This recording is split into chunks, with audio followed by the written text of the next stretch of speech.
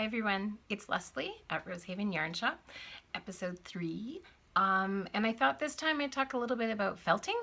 I do a lot of wet felting using roving and a little bit of needle felting. Mostly, wet felting, doing scarves and things. So I thought I'd show you some of the things that I've felted. The one behind me, this one here is a wall hanging I did.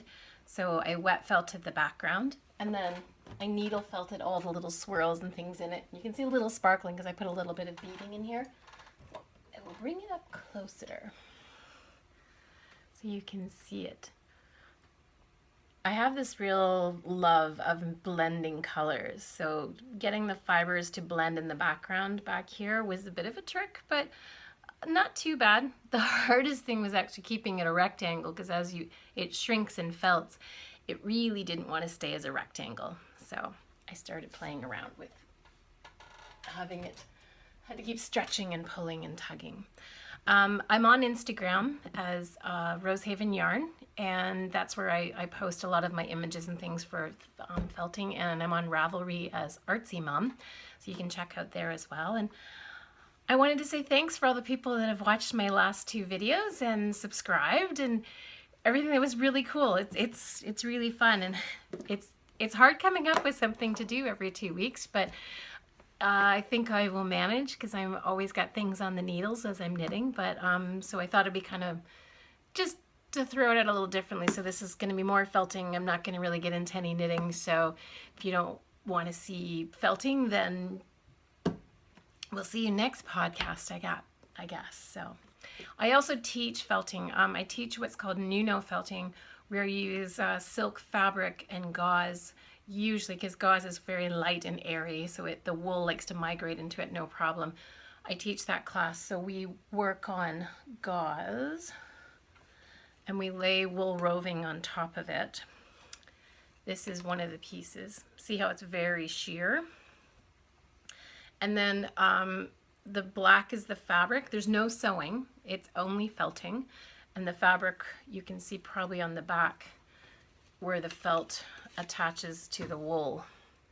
And I was playing around putting little holes in this. This is really time consuming because you literally have to stick your fingers in while it's wet and rub and twist, but it's kind of fun. It's fun to make the little holes. And there's also on here this contrast here. This is silk fiber. So as silk doesn't shrink, but wool does, when it's laid out, it's about 1/3 wider, maybe about this wide. So this wool, this silk sitting on top of it starts shrinking, like squishing up because the wool's shrinking underneath of it. So you get these kind of cool, fun lightning bolts on it. That's the end of the scarf. And I also was playing around with adding in yarns, and I kind of wanted it sticking but kind of loops hanging out. So I would do little clouds of the wool fiber on top of it. And these little puff balls, they're actually craft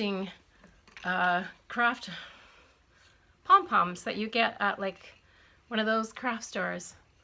You can probably see it better. It's a light colored one in there. There's one. And so he makes this fun little puff ball in the front that sits up a little bit, and then you just felt the fibers around it. And I also laid a chunk of silk, so you get these little punches of color of the silk laying on top these pieces here. And because wool's magical, it felts.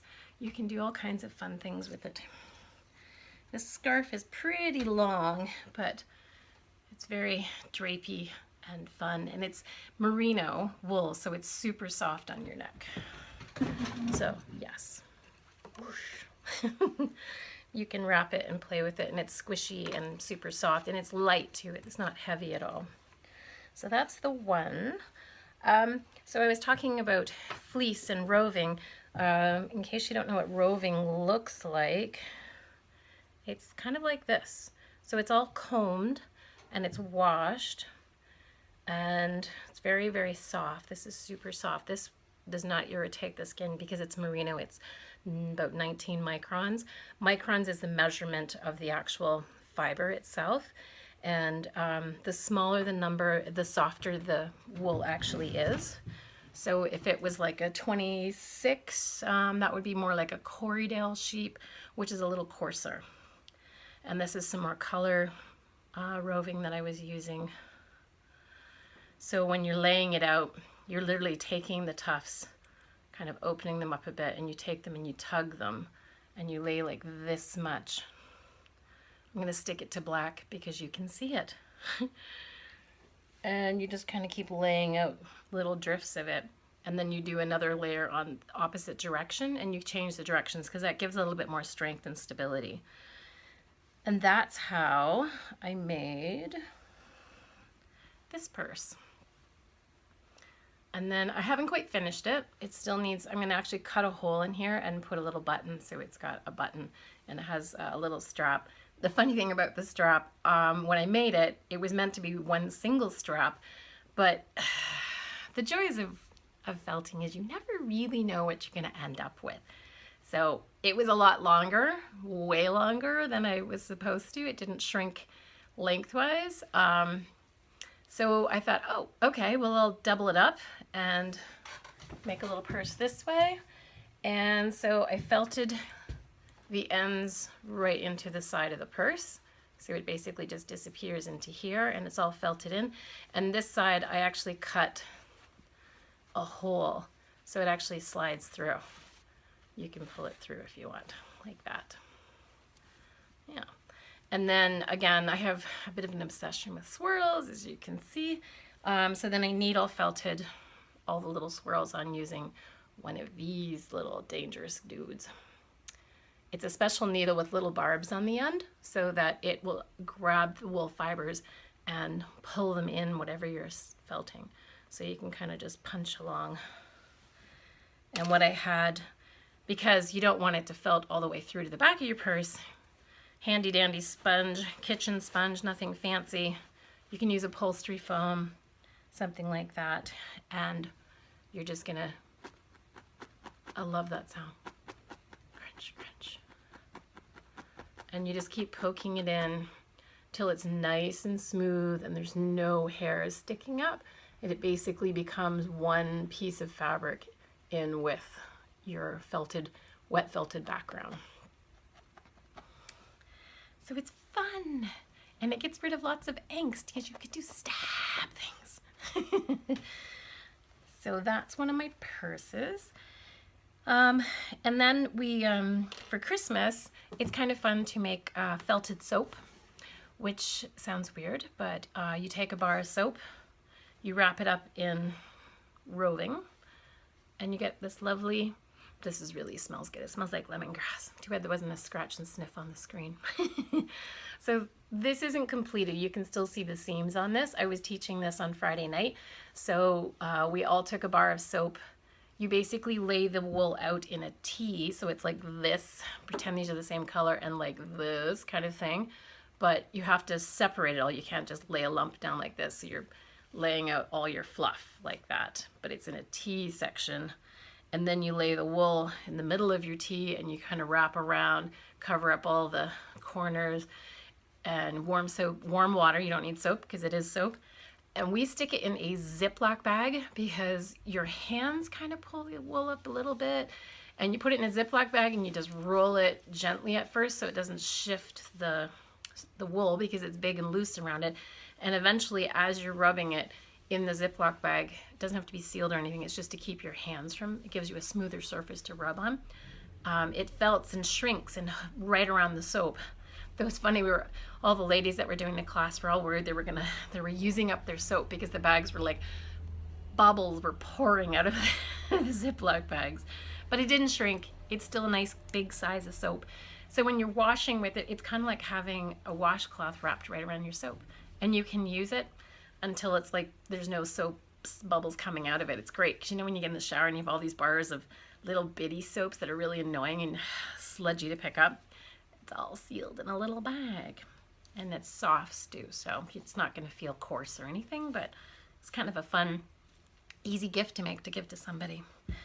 The other thing that's really big, of course, you've probably heard about the dryer balls. Everyone's making these wool dryer balls because it's supposed to help with static and you don't have to use as much fleecy and everything's supposed to dry a lot quicker.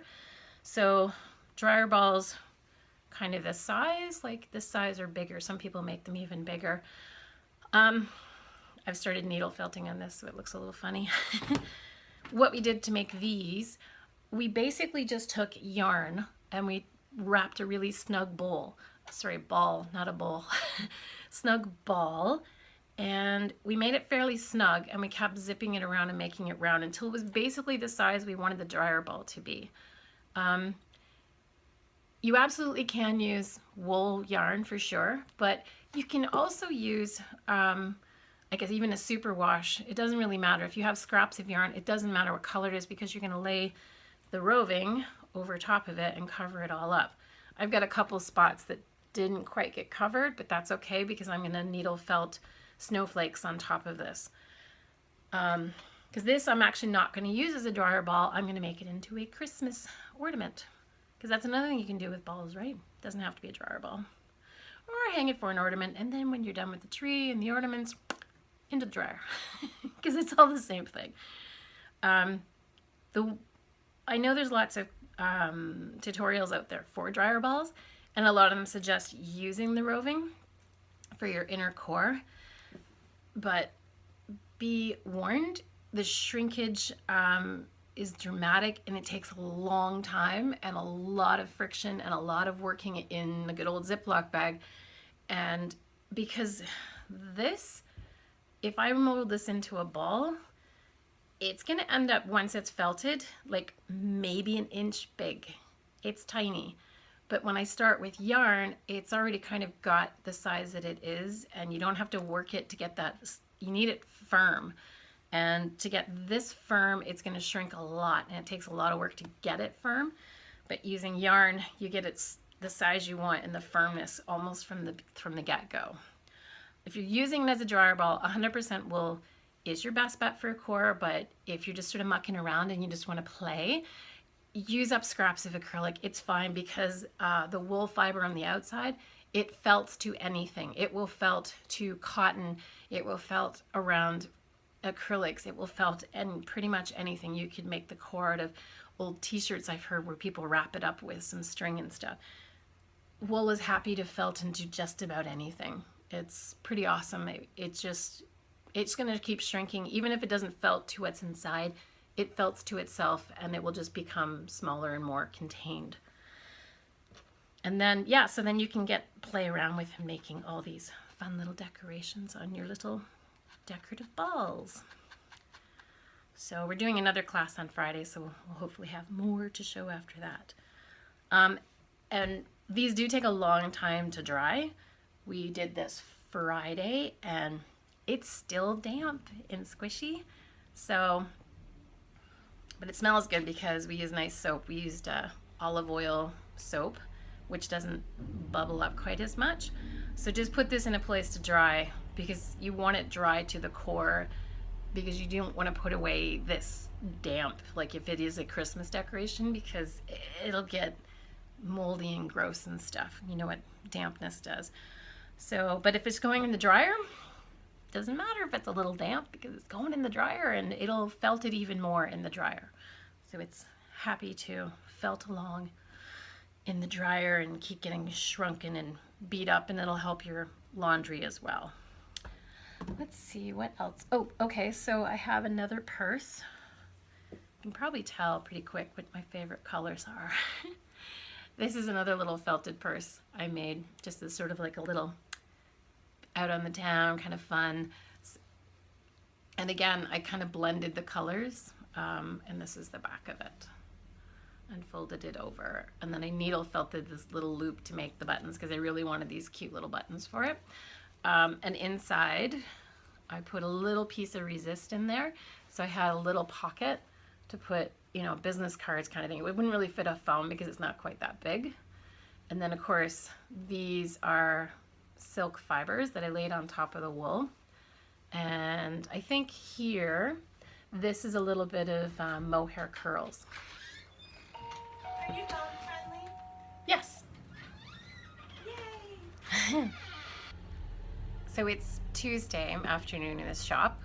There's construction right on the main street. They've closed it to vehicular traffic, and it's been like that since September. And it's November, so you'll hear a little bit of construction probably in the background. And of course, customers keep coming in, so I have to keep stopping and talking to them. It's okay, business as usual. So this is another shawl I did. So what I did, this is green habitai silk that I hand dyed, and I left the salvage edge without any wool because it's a finished edge. Did I mention I don't like sewing at all? So yeah, any sewing I have to do, I'm avoid. So I was playing around with doing this edge and with the wool, and then there's a bit of green, and trying to get these flowers to go in. There's actually, I put a second layer of silk in here, so it's sandwiched the green silk and then some wool and then another piece of silk gauze on top of it.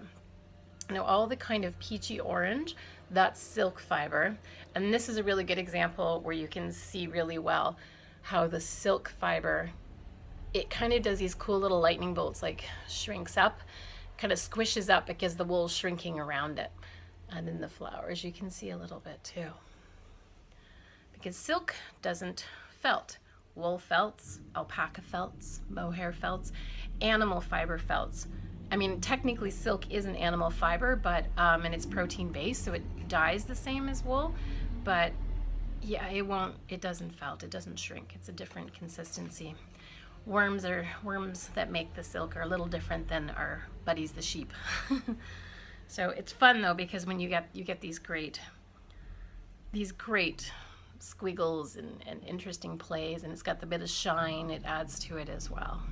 So you got the shine of the background silk and then the shine on top of the wool. It's nice contrast of textures for sure. And this shawl I did fairly recently. This is one of my more recent pieces, and probably one of the better ones.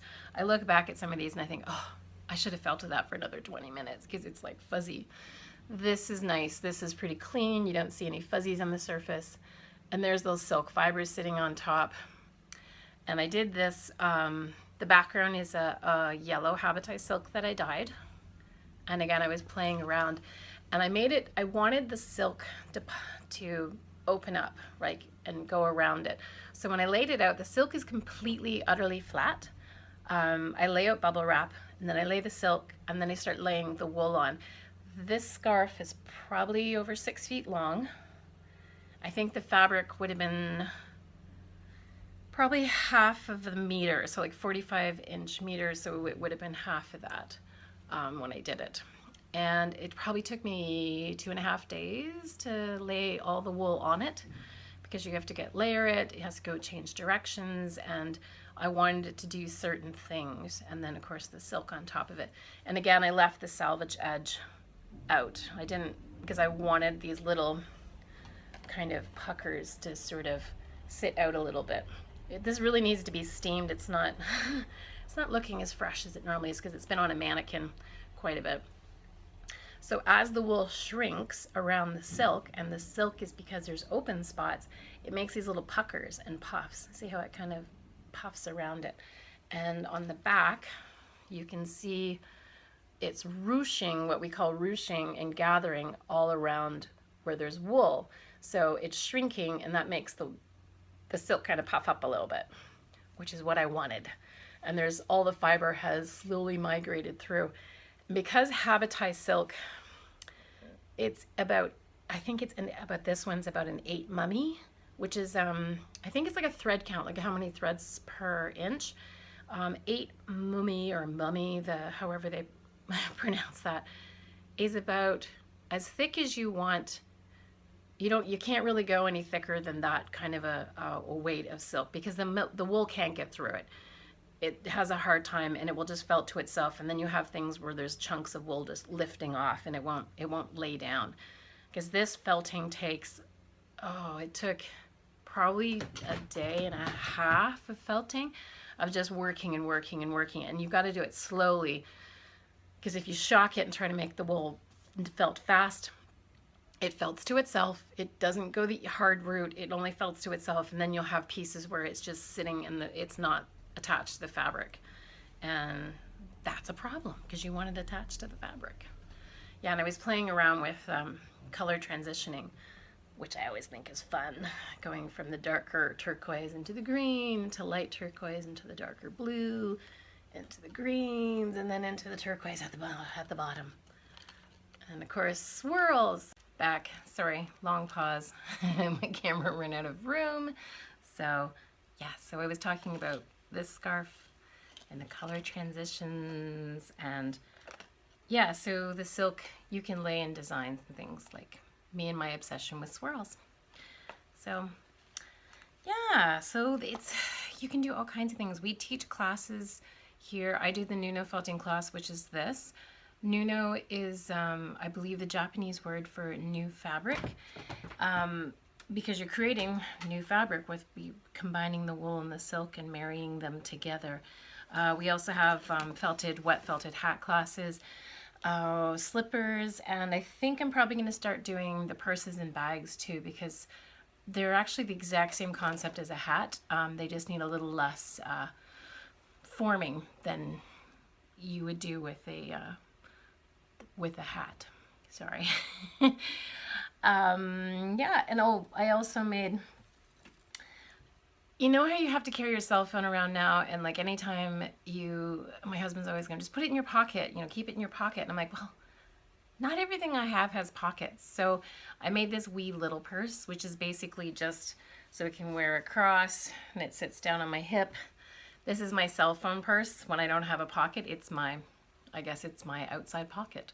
So I just did a little thing, and I put a little pocket inside my pocket just to fit, you know, a lipstick or whatever. It's hard to see in there. It's funny because technically the pocket should probably be on the back piece, but I got muddled up and inside out when I was laying this one down. So, and then this one has little bits of wool, actual wool yarn that I used. And so long as there's wool in it, wool is happy to felt. So you can use lots of fibers and yarns to add to embellish and things on your wool backgrounds. So, or on your fiber when you're doing this, like that other purple and black scarf where I laid the yarn on it. Sometimes if it's thick and you're not 100% sure it's going to felt, because when wool is plied or spun, it's hiding all the fibers in there internally, so it doesn't tend to want to felt outside of it. It will felt inside, like all the fibers, because they're spun this way, will actually felt to itself. So if you're unsure if it's going to felt to a surface, lay a bit of roving under it, like the fluff under it, and then do a few, literally what we call a cloud, just a little light cloud so it doesn't cover up the colors on top of it, and that kind of will help lock it down, because the fibers under it will grab and pull it, and the fibers over top of the wool will also come down and go into the fabric underneath of it and hold it in place. This is got a little bit of pilling on it because I wear it a lot, and of course it's rubbing on my hips and stuff as I'm wearing it, but it's cute. And again, a little bit of that silk fiber in there makes it kind of interesting. And there's kind of a big piece of purple in there, but its contrast isn't high enough, you can't really see it, and it's on the back, so it's fine, you don't have to see it. So that's kind of all I have for felting. I have a couple other pieces that I can show you that from different felting artists that we have in the store. So I'm going to go grab that and I'll be right back.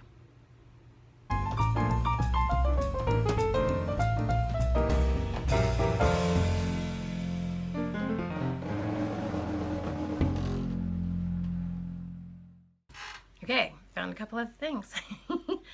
Once upon a time, when I first moved from Toronto to the country, which is Prince Edward County, I convinced my husband and myself that it was a good idea if we acquired a couple Pygora goats. Their Pygora is a cross between a pygmy goat and an Angora goat, so they have nice long silky locks that you can cut every 6 months, and then you can wash them and spin them, and it'll be fun and grand. Well, we had those goats for 3 years. Their names were Knit and Pearl, 2 girls. Knit was kind of evil. We tried to have them live with our chickens, and they didn't like sharing anything, so they tend to use the chickens as target practice. And the chickens sort of earn their living giving you eggs, and turned out that Knit's coat wasn't a nice coat, and it was just short, hairy fibers that I couldn't spin. It wasn't great. Pearl's coat she had a beautiful coat. So anyways, 3 years later, I sold them to a farm, and they were going to start a flock, and they were going to have babies. So it was great. They got into a bigger field with a bunch of other goats to annoy and harass. And I think they lived happily ever after. I think goats lived 12 to 15 years, so I'm sure they've done grand, because Pearl was beautiful, long, kinky locks. Oh, she had a gorgeous coat. So I had to get something to remind me of my lovely little goats, Knit and Pearl, who were the best escape artists out of our barn, and they broke the fencing. They managed to go through the door a couple times. They figured out how to unlatch the hooks. They chew through the phone cable in the ceiling of the barn. I mean, they've managed to come up with everything, these two.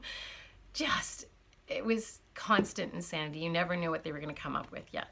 So this is my little ode to my goats. This is a needle felted. She's probably meant her as a sheep, but to me she's a goat, even though she doesn't have horns, because my goats actually had horns. And this goat's name, according to the backs, is Andre by Wendo. Wendo is a pretty amazing fiber artist, knitting, like a felting artist, and I've seen her and talked to her many times at different fiber shows. I know she goes to the Twist Fiber Festival in Quebec. I think she was even at the Woodstock, and she probably goes to the Knitters Frolic in Toronto as well. So this is my ode to the goat. And this is mine, not for sale. Sorry, I know everybody keeps asking me. I need to get more of Wendo's work in here so I can sell it for her. I found another one of Colleen Thompson's purses. This one's really cool. I'll just leave it unsnapped. So this one, she's done blanket stitch, she's done beadwork and kind of cutouts in it. So you basically have a resist piece underneath, and then lay your fluff over top of it, and then later when it's shrunk enough, you cut back the little pieces and roll it back so you can see the underlay color underneath of it. Same with this one here. But you have to start with a resist under it and the plan that you're going to open it up. But isn't it cute? And she's done all kinds of almost three-dimensional relief on it. And this is the back. These little resist things are really cool. And then, yeah, I love this. She's got a swirl. Yay. And she did line the inside and put a pocket in it with lining. But I don't sew at all. I avoid sewing. I don't like sewing. I'm really bad at it. Sewing machines run away from me. My sister-in-law says I have bad sewing machine karma. Every time I touch them, things go wrong. And yet I give them back and everybody else can work them just fine. I don't know what it is about me. I swear I'm not trying to make them not work. They just don't like me very much. I stick with just sewing embellishments and buttons. That's my extent of my sewing. Trying to make anything that I don't have to felt it together. Yeah, no, I'm not going to sew it. So I think that's kind of all I've got in the felted world in here. I am working on some knitting and felted hats that I'll hopefully be able to show you soon. I'm in the middle of assembling them because they've been knit, but now I have to stitch up the sides, and then I have to wet felt them, which I'm probably going to do with a washing machine. But I only have a front-loading washing machine. It's great for non-agitating clothes, but it doesn't felt, so I'm going to have to go borrow maybe my mom's or a friend's top-loading washing machine. Throw in a couple of sneakers, some jeans, bang them around, and usually when you're felting from a knitted item, usually what you have to do is run it through the full washing cycle and then stop it, kind of keep your eye on it, and then stop it. I usually go halfway back in the washing cycle and run the wash cycle again and then let it go through a rinse. It usually takes about that long, kind of depends how well agitating your machine is and how much it's banged around. You have to just keep checking it, because when it's knitted and then felted, you want to make sure that the fabric basically doesn't show any stitches anymore. So that's another way to felt as well. So many ways to felt. Yeah, so I'm going to be working on, I need to do 25 hats for a client, And then after they're felted, he wants them all monogrammed as well. So it's almost, what do we have got, like 30 some odd days before Christmas, and plus I have my own Christmas knitting I'm trying to work on. Don't you love Christmas time? The panic knitting has begun. Anyways, so thanks for joining me, and hopefully you liked what you saw. And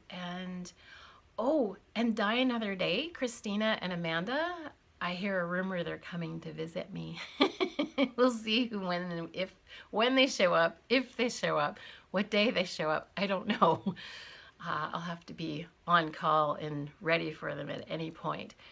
Hopefully they said they're going to do an on-site podcast, which will be so much fun. And they were talking about throwing yarn around. I don't know if we're going to have a yarn fight or not. I just hope if they come, bring me yarn, gingerbread house, anything pretty and stripy and hand painted. I will take it all. Dear yarn enabler and cozy knitter, I want them. I want them so bad. My customers are dying for them. So please bring me yarn. There is time. We are in the beginning of the knitting season. It is a long, long, snowy season. And it's already got snow outside. I don't know, I don't think it's going to stay, but it's not supposed to stay in November, is it? Usually we wait till December and get our snow, and then it's kind of, we're snow until February on the ground. But we shall see. All the Christmas decorations are up. Santa Claus parades are all starting up, so happy seasons of knitting. Hopefully you're getting your knitting done. And yeah, so hopefully we'll see you soon, maybe when the girls come Die Another Day. And yeah, so, and we'll see you in the future. And the movie season, yeah, do you guys like movies? I'm obsessed with movies. I just wish I could knit in movies. The Star Wars movies coming out. We're total big Star Wars geeks in our household. Love them. What else? Oh, apparently The Arrival. I haven't seen that one. My mom's obsessed with wanting to see that one. My mom's on her own, and she lives up near the theater, so we always have to call her and say we're going, because she always wants someone to go to the movies with. I think she just wants to,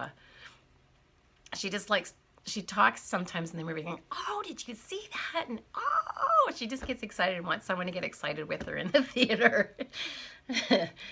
And yeah, so movie times, and never leave the house without your knitting, because you never know where there's a knitting opportunity, right? Too bad I couldn't take felting on the road, but it's a little wet and sloppy. I'd be carrying around Ziploc bags all the time. Anyways, thanks so much. It was awesome having you listening to me, and we'll see you again soon, hopefully. Take care. Sayonara. Bye-bye.